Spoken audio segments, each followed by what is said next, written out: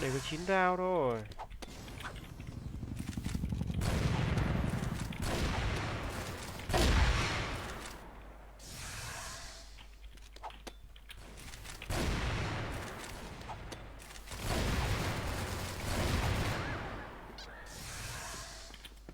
Grenade! Double kill!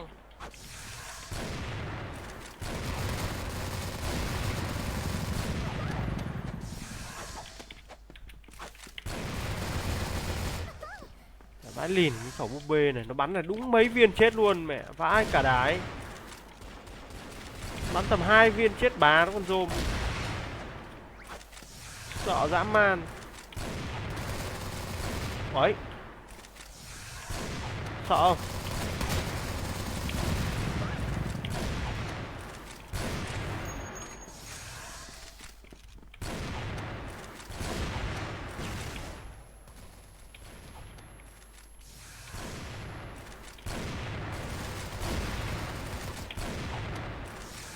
Súng vãi lìn. Súng mất dậy vãi.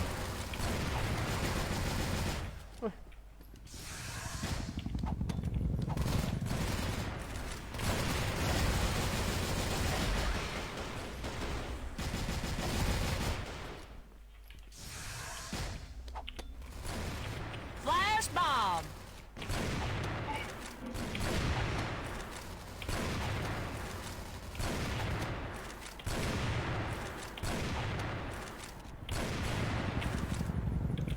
Smoking grenade!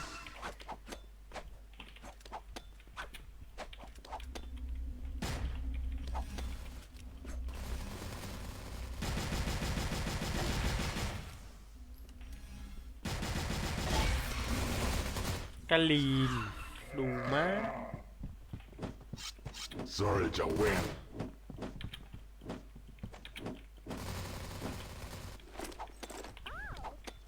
Come here! Quick! Come here! Quick!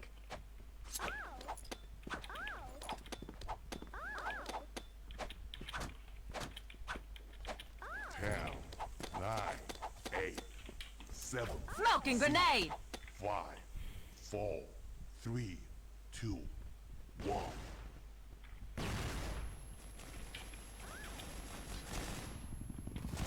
Grenade!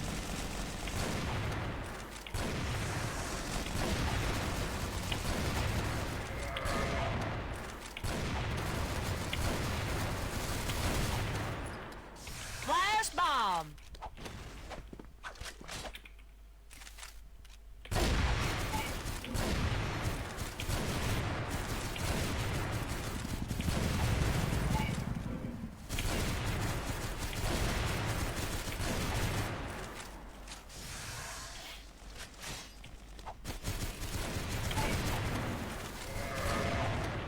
Tốt.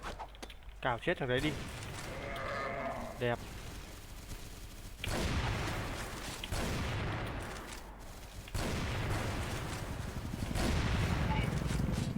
Double kill!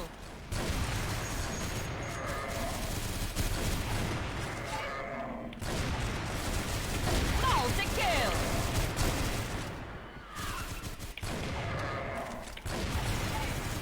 Ultra kill!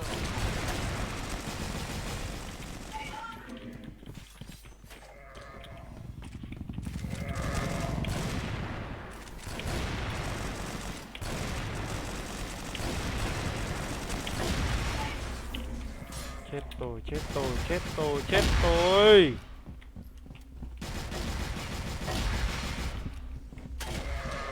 Cái đâu? Sao có một hero thế này? Chỉ chịu rồi.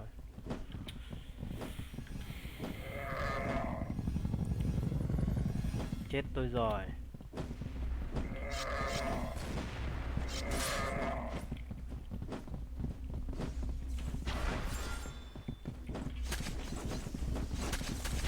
Vows to win. Excellent! Chán thế nhờ.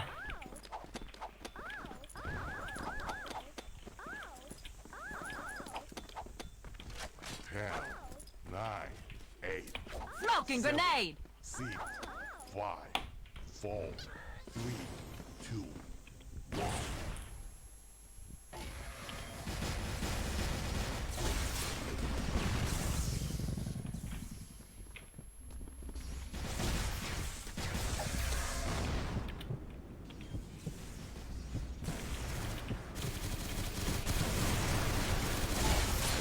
Wow.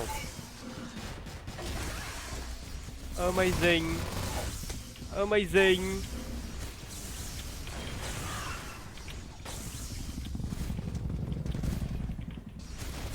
Cái đồ má.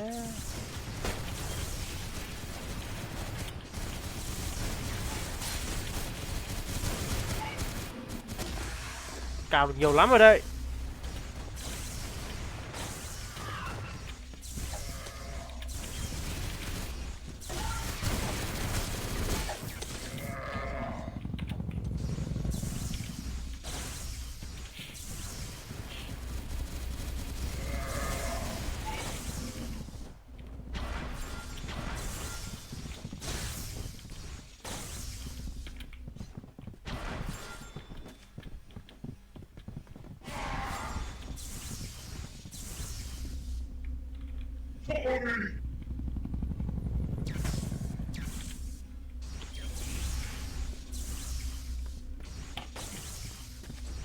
Just win.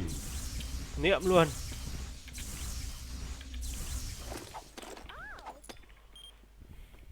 Làm tơ được nhiều kill vãi.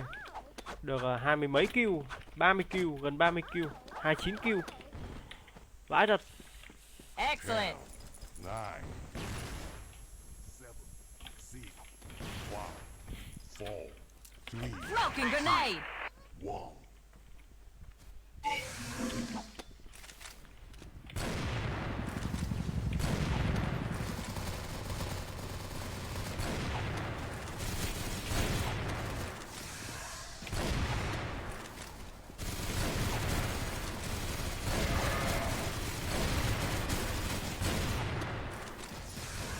Flash bomb.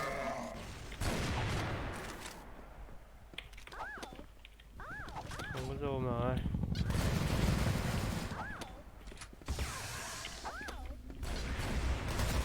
Grenade. Chết luôn mới kinh chứ.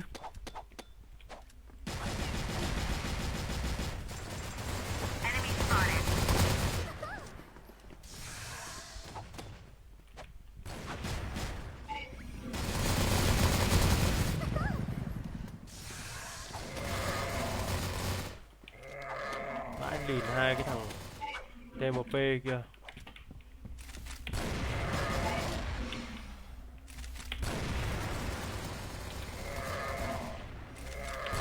Làm gì?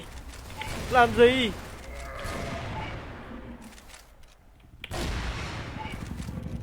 Double kill.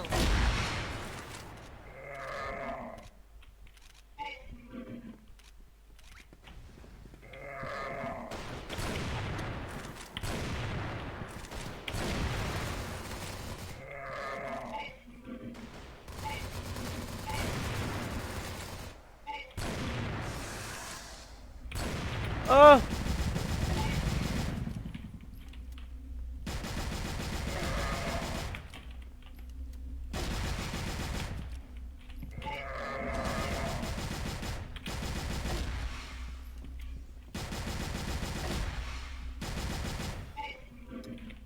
Grenade. Sorry to win. Ai thật, nó đuổi mình thôi chứ. Cái thằng tơ nó chỉ đuổi mình ạ.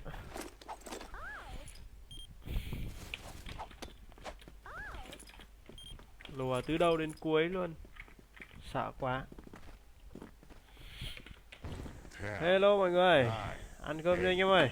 Hello anh em nó xem live nhá. 5, 4, 3, 2, 1. Hay lắm.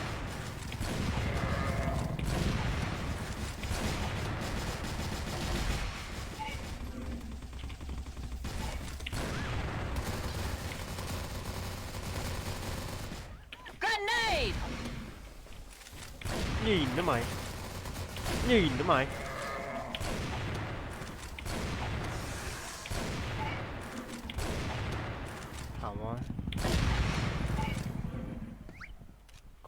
biến hình à?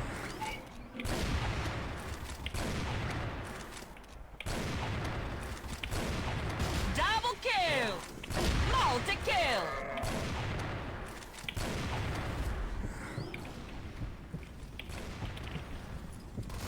Flash bomb. No. Ultra kill. Đi. Giời ơi. Cứ đứng ở đấy bắn thôi. Địt mẹ nó chứ. Nó cả mỗi mình chứ.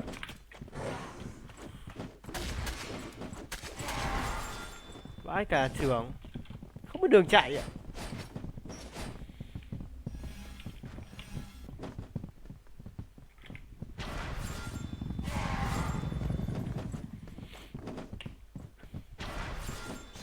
Ghost win.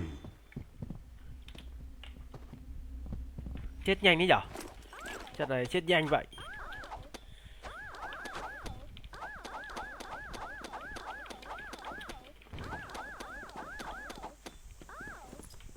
Town. Smoking grenade. Về 1-13 đua đớp đấu đơn Hy Lạp với Huy. Đua tốc đấu đơn Hy Lạp với Huy. Four. Tôi bắn gà lắm ông ơi. Nhiều tốt cho các ông hết đấy. Chịu thôi.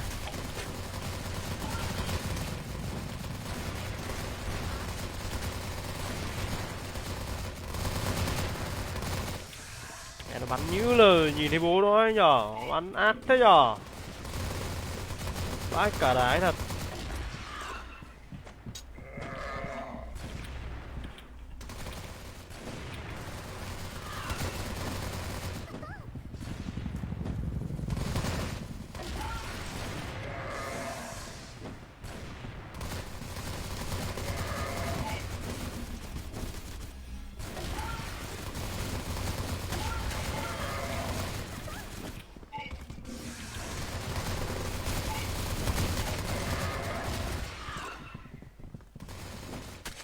Đi đâu em mê.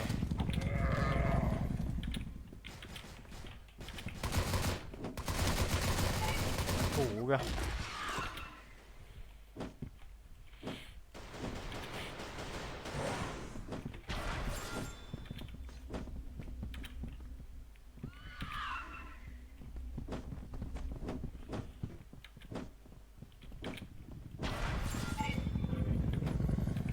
Ghost win.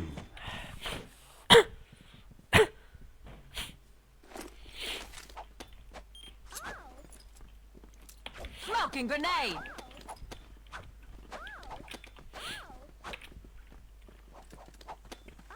Town. 9, 8, 7, 6, 5, 4, 3, 2, 1. Thôi lại bị tơ nó lùa rồi. Khổ rồi.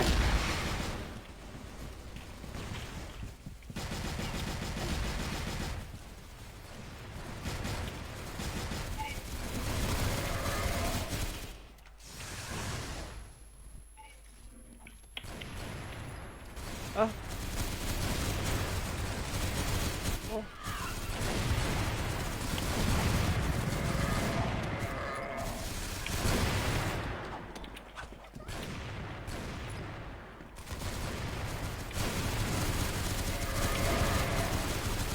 Ngu này, chặn thùng hàng này. Đồ ngu, đồ ăn hại. Double Nó kill. chặn mình đấy. Thằng ấy nó chặn mình đấy. Multi kill.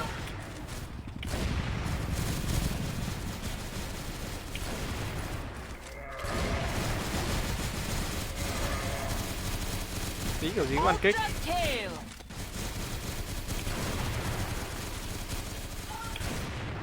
Ơi ôi chết tôi rồi. Mình lại ngồi ở đây.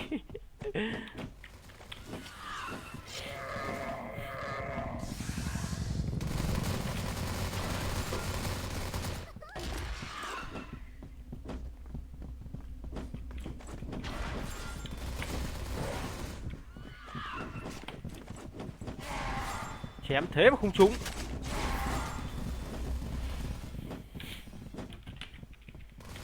Chứ là kích bị tắt bảo sao nó lên đây nó thủ.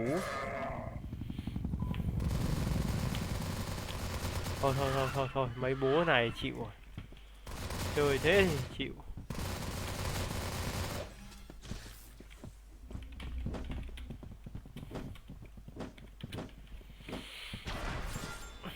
Chứ nó kích bị tắt thì mẹ tìm một bê búp bê nó lên đây nó thủ đi đỡ cho được Khôi ra. Đeo đi bắn đi khác. Thề chơi zombie giờ chán vãi đâu.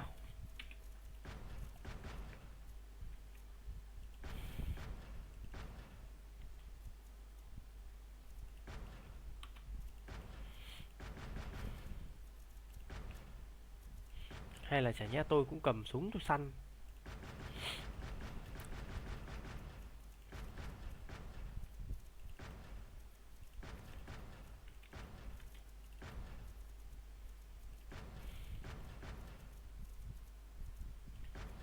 À, một bầy lắm thế rồi.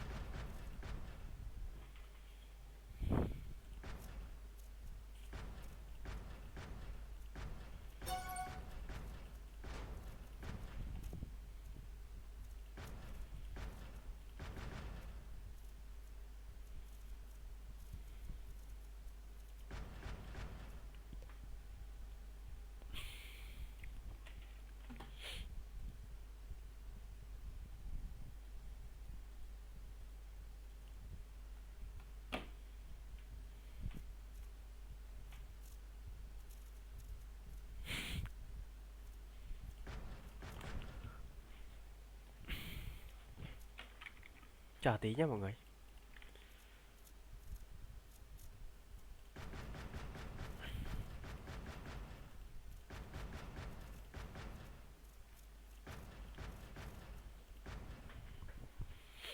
Đây, vào đi.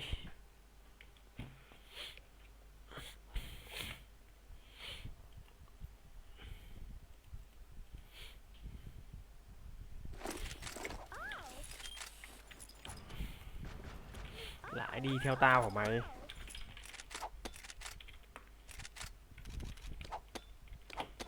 Ten, nine, eight, seven, six, five, four, three, two, one. Lượn đi cho nước nó trong mày. Vào đây chỉ có phá.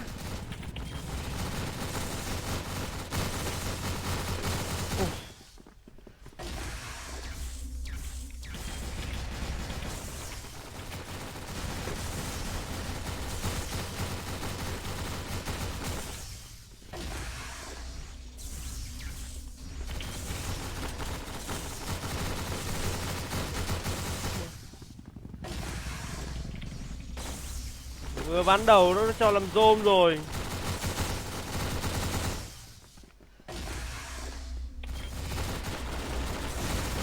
Đấy.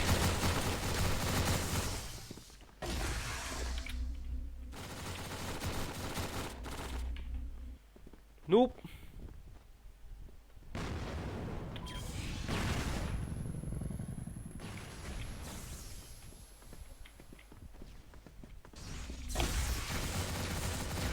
À, mẹ lại mất giáp rồi.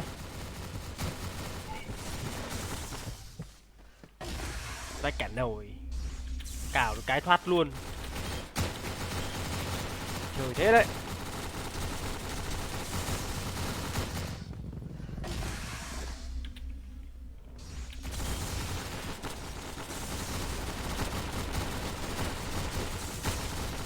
Định mệnh mày. Lừa được một số thằng.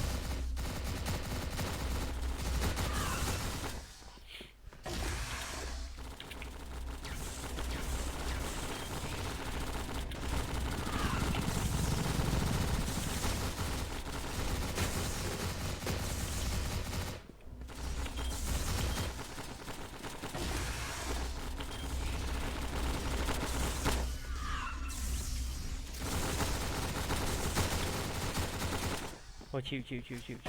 Cái này chịu. Sorry, Nguyen. Not sure.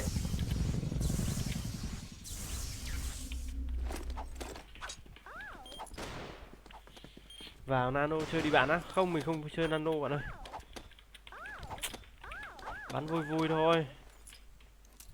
10, 9, 8, 7, 6, 5, 4, 3, 2, 1.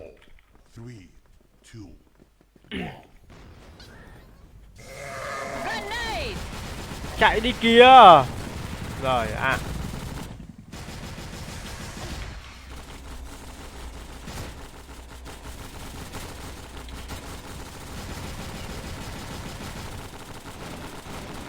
Headshot! Nó ngay đằng sau. Không có quả bom cho nó chết rồi đấy.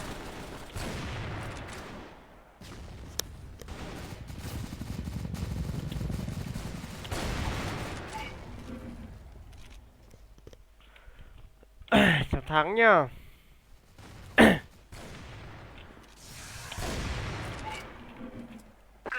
Smoking grenade!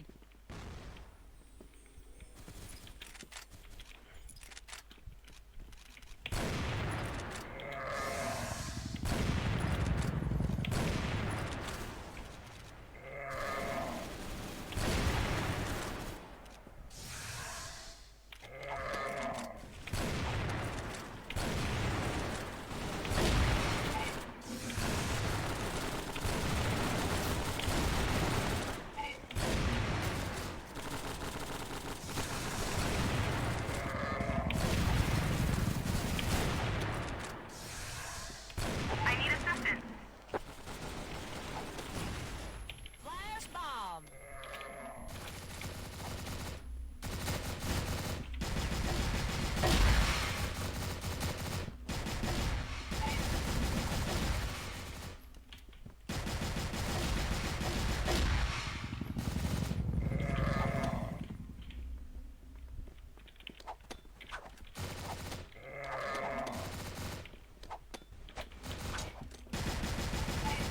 Nice shot! Mà thằng tốt sao đã 92 kill rồi nhỉ? Headshot! Ui vãi lìn thế. Double kill! Top 1 đã 92 kill rồi kìa. Ui.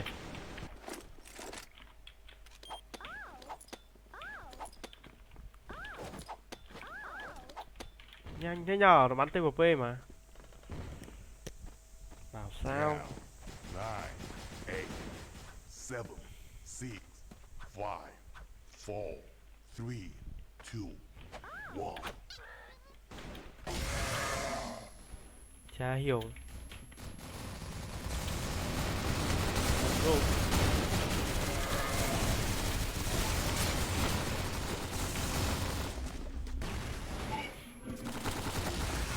Toàn làm rôm thế này.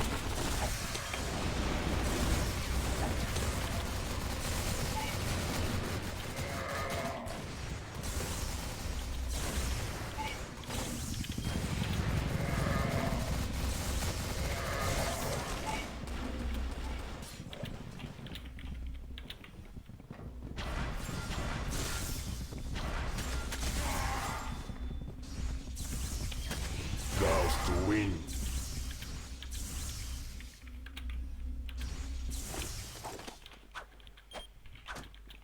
Bắn 3 ván 2 ván làm rôm rồi. Trận này không ổn. Smoking grenade! Trận này phải tầm 6 trận làm rôm. 10, 9, 8, 7, 6, 5, 4, 3, 1.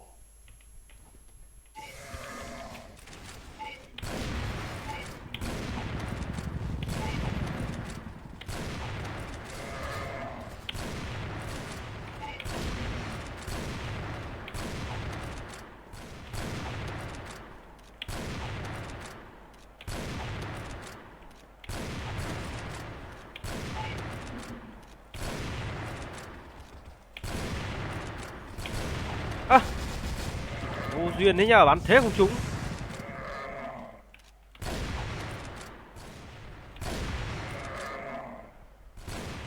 Bít 6-7 viên liền. Nice shot!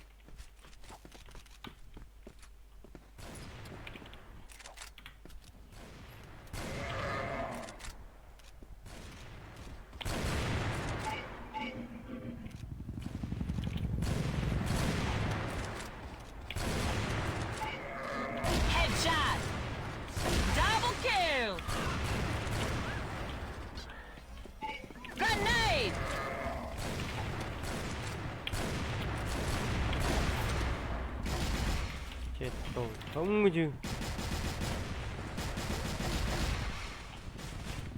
Headshot. Flash bomb.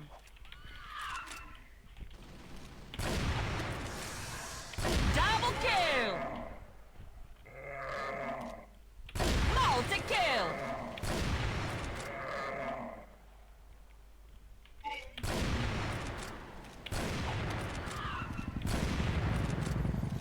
Ultra kill.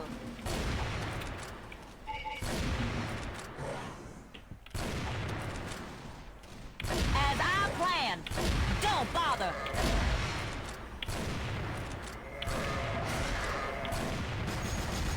Get lost.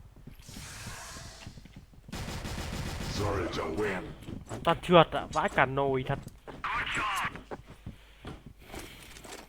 Toàn trượt thôi.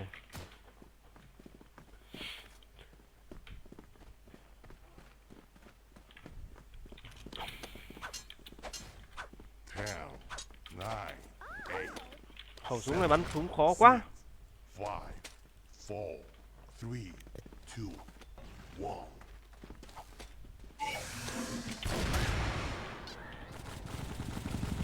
Grenade! Smoking grenade! Vẫn đuổi bố mày, vẫn đuổi bố mày. Dai nhờ, dai nhờ. Dai đấy.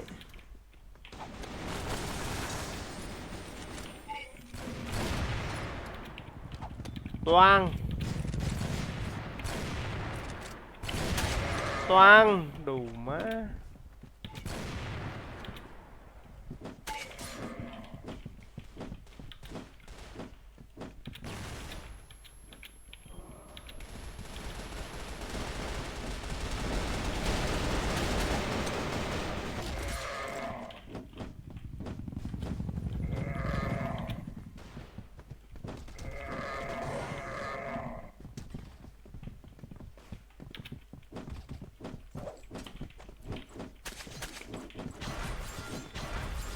Anh nghỉ. Goes to win.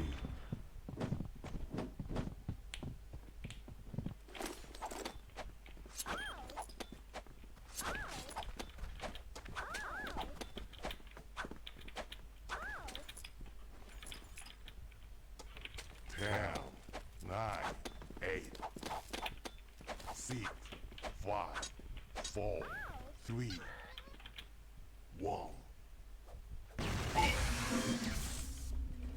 Zoom nhiều thế nhở.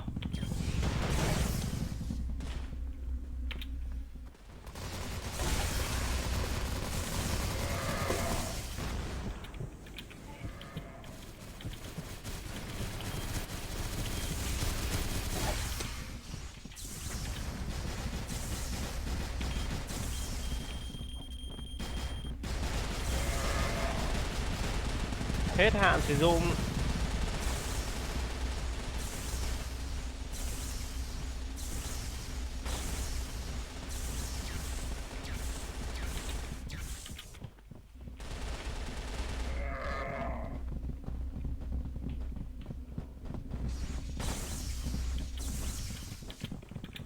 Goes to win.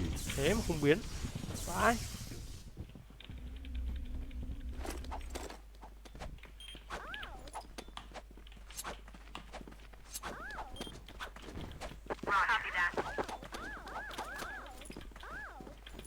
Ten, Smoking grenade! 8, 7, 6, 5, 4, 3, 2, 1.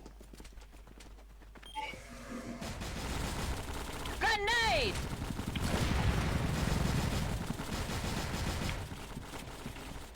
But with personal days, you don't have to say, but he told him. And Tom goes, well, no, that's not a definition of a personal day. You know, we thought of personal days. Well, I'm feeling blue. I'll take a personal. Right. We used to call them mental health day. Yeah, it's not that. I'm planning to be depressed next week. And I'm going to in bowl to Vegas cure while my I'm bowling. depression. Yeah. I know you want to bowl. In fact, some of the emails were like, hey, let Scott go bowl. because they are probably like you. They work at a job where they're miserable, and they identify. I'm not with you. miserable. Yeah. I love it here. Let me clarify that. But you do make... I'm not miserable, and I Right. get a lot of opportunities. You gave me the opportunity last year. There we go. And I appreciate that. So now it's not going to be a yearly event. And now it's like a drug addict, You gave me a little, and now Right. I want more. Well, it's so crazy because the head of the PBA starts going, Scott goes, well, the guy from the PBA wants the... And Gary goes, well, since when does the PBA run this show? Yeah, they have wants. No, they have don't run. desires. They don't. Of Gary, course- come in here and tell that story They about don't run. Scott with the bowling. Yeah, this is crazy. Gary But told me Scott, this this you know, morning. It Scott wasn't a guy from the realize- PBA. First of all, let me clarify that. Yeah. If you're talking about the wrestling. Okay. Yeah, the PBA had nothing to do with that. Not at all. What was that big story you just told me? Oh, the one in... The PBA one. The wrestling. The wrestling. So This is how much Scott loves bowling and wants to bowl. And poor I Scott. just told you that. Scott, I'm sorry to bust you on this, and you know the story is true, and I know you're going to feel bad about it, but it is the funniest fucking story ever. So Scott, who's never involved in guests having to do anything with the show ever, shows up one day with a wrestler, and I don't remember, what was the I guy's name? didn't show up. Batista, Barcelona, what was the guy's name? Yeah, Batista. Batista, right? So we're like, well, Will and I are like, who the hell is Batista? So Will comes to me, and he goes, what's with Scott and the wrestler? And I had no idea what he was talking about. He goes, he came to me with like 5 pages of notes on this wrestler, and I've never seen Scott pitch anybody. He was And mentoring. But he's really big on this wrestler. So Will brings it up in our meeting. Will starts to pitch it. And you're like, I'm zoning. I don't even, why are you bringing this up to me? I was dumbfounded. You didn't even understand what they were I saying. said, what kind of pitch is this? Then we heard that Scott was mad that Will didn't pitch it correctly, and I think No, Scott I wasn't. And then Scott even jumped in. You jumped in during the meeting, which you never did. have it during a guest, and you were like, "Well, he does this and he does that." And I remember we were all scratching our heads, like, "Why is Scott so invested in Batista the wrestler?" Right. I'll tell you, want to know the true story. I know the true story. You The don't guy know called and truth. told me. Go ahead. So there's a guy that's involved with the PBA. No, he's not involved with the PBA. He doesn't work for the PBA. He's involved with the bowl. He he's helped involved me with them. last year. Right. Make All contact. right. and Who stuff. cares? He's Okay. a guy. He's involved. Who's He's involved. Yeah. He's got. And he told me like Scott wanted to go to the bowling thing. Right. And Scott's wife wasn't really that into Scott going bowling. Right. So Scott asked him to call his house and suggest because he'd become friendly with Scott, his wife. He's lying. I never suggest asked to him to Scott's do that. wife that it's a really good idea if Scott Good go story bowling. anyway. Yeah. Okay. And he's the guy, lying. this guy, I think was dating a girl who was somehow involved with the wrestler. So he said to Scott, if you get the wrestler on the show, I'll make the call for you. No, that is so outrageous. So then what is this? You want me to Why get the guy you- on the phone? Then why are you so into 'Cause the it'd be- wrestling? He didn't. I didn't tell him to call my house. He said I have this wrestler. He helped me out. So he said, could you possibly pitch this idea? I looked at it and I said, okay. If I didn't think it was at least worthy of pitching it, I wouldn't have. Right. So, and he said, can you possibly pitch this guy as a guest? So I looked at it and I said, okay, he had a few interesting things about him. I'll just throw it in. I mean, you always say contribute whatever it is. Right. It may stick, it may not stick. So I thought maybe it would, I can it tell would you the work guy- out. the That's guy's- all it was. the That's all guy's it was. exact words to me. The guy wasn't quid pro quo. You had he called your wife to tell her that it would be a good idea. I didn't tell him because He called me to tell me Scott fucked me because he never got the wrestler on the show. That's how he contacted Well, I didn't me. fuck him. Obviously, I pitched it as you see, But and I I think told he- him that he was under the impression- it's not my decision who's on the show. He was under the impression there was some sort of fair trade made. No. And then he did tell me that when he called to speak to your wife about it, that she got very upset that she said, Scott put you up to this. And then he said she put down the phone and yelled at you for like 20 minutes. I never put him up to this. He asked me if I was bowling in another tournament, and I said no. My wife, my wife was still in mourning for her Did sister. you give the and guy a definite no about Batista? I told him. I told him. I pitched the idea. Scott, I warn you that if you go too deep into this, I may be forced to get the guy on the phone and it'll get weird. Might as well come clean. That's absolute. What do you mean, come clean? It's his word He against said- my he word. said you You were way absolutely into called and asked him to Batista. make the call. I called him. I spoke to him, obviously. He pitched the guest. I didn't make a deal with him. I made no deal with him. But anyway, getting back to this. That's absolutely not This true. bowling is going to do you in. It's enough with the bowling. Go bowling on your own time. I do. Enjoy it. I do. Stop with the PBA tour. Okay. You don't need it. It's nonsense. You're not a professional bowler. No, I'm not. And I know never- you enjoy it. And Yeah, it was great to compete Right. with the best in the world, and Right. and I understand. So- but you're needed here. This is the best in the world. You're part of Oh, a radio show that's the best in the world. absolutely. It has And been be for a long here. time. This is pays the bills, and do it. That's it. Okay. And please never come to me about your personal days. Okay. I don't want to get into radio to be in charge of your personal days. You understand that, Robin? I understand it Yeah. perfectly. I mean, I love It'd be you. one thing if he came in here with a problem about a family member Right. dying. Yeah, or that's some- You different. know, but bowling? Yeah. You should have heard him on the wrap-up show. He was on fire. All the years I work here, 35 years, and he owed me a no. He owed you personal contact Yeah. about his bowling. I don't want to talk to him about it. Okay. I didn't think it was. And I'm not comfortable saying no to people. I about know. That's why you went to me instead of Gary. No, I know. I know He that knows now. I'm a sucker. And you're going to say no, but that's exactly what it is. You heard from Doug, you heard from Tim, you heard from Gary, and you go, I'll write to Howard. No, they didn't give me a definite no. They said back off. I wanted That's a not the definite I'll official no. write to Howard myself. I'm going to... Okay. I get it. When Tim says back off, it means Howard doesn't give a shit. He just wants to show up, go to work, know everyone's in place, and then leave here. It's a job. Bowling. They have enough respect for you that they don't want to burst your bubble, but they're trying to tell you subtly, stop. Meanwhile, you went on that PBA tour. You kind of sucked. Let's be honest. I mean, your scores were horrible. Well, I mean, they were good for. Well, you know. that's my point. You embarrassed yourself. I don't Everyone think was carrying on how good you are. I don't think I embarrassed myself. Yeah. I mean, come on, dude. You're some kind of bowler. What were the scores? Mostly 130s? No. I averaged in the 180s, which Did is pretty you? good. Yeah. All right. Well, that isn't bad. Which is pretty good for the. Because I heard about a lot of 130s. Well, there were a few of them. I'm not going to deny that. There All were right. there were a few 230s as well. There were? Oh yeah. All right. I mean, that's. Let me ask you something. You ever watch the David Letterman show? You know who that is? Let me just. I'm going to tell you why you don't respect me. Sounds Okay, familiar. and I'm going to be honest with you. Okay. I'm going to tell you why you don't respect me, and this is serious business because I heard you on that wrap-up show. You think at the David Letterman show, David Letterman's sound engineer calls Dave to ask for time off to go bowling? No. You don't. Why do you think that? I think it's a different structure. Oh. No, it's the same structure. Same structure. you're- Trust Just me. bulldozed your way through I it. think Letterman's people would have been like, Scott's calling Howard to ask him about. You know what it is? I'm a nice fucking guy. I didn't call you. Letterman's a prick. Well, you should read the books by Bill No, you're a Carter. nice guy, and that's why I appealed to you. Letterman walks around backstage. It's tantamount to please don't look at me, don't talk to me, fuck off. He's in a private bunker. I mean, it's a whole fucking. He's neurotic. He's insane. You know, just because I'm nice to you and friendly and hang out, don't think of me as any different than Letterman. Okay. In fact, I'm better than Letterman. I know. My ratings are better. My business is better. I know. Okay. I'm an icon. I'm going to go in history books, according to John Stamos. In John's book. John's writing a John Stamos is, yeah. So, I mean, treat me with a little respect. I do, and I appeal There's to you. no way 'cause the I know- sound engineers on Letterman's show, they go to the producer. Okay. And respect Gary a little bit. Okay. He's the producer. You were yelling at Tim. And All Tim, these people are superior to you on the scale, on the totem Fuck everyone. pole. and Tim's like out of his mind with you from this. Don't approach me. I shouldn't know about this. Okay. You wouldn't do that if you worked on the Letterman show. You would never go up to David Letterman in a million fucking years and say, excuse me, Dave, would you mind if I went bowling on my personal days? And you know what Letterman would say?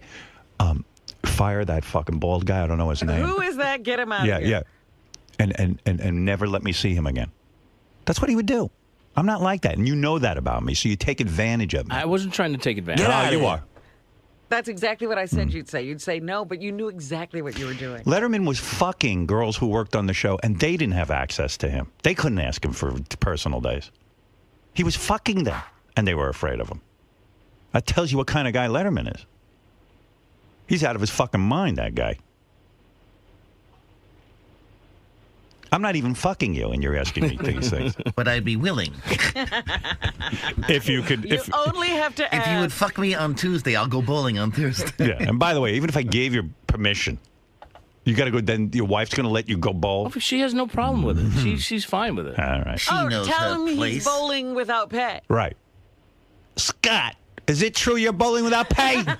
Well, yes. She- yeah, Well, no, you know that She would understands- Never, she understands everything. She understands. She's a She wonderful. understands I'm a lunatic. how much you know. how But much you know, I enjoy that. you don't respect me at all. I do. No, that's really. okay. You don't have to respect me. And that's why I went directly to you, because I just didn't want to, I pride myself. No,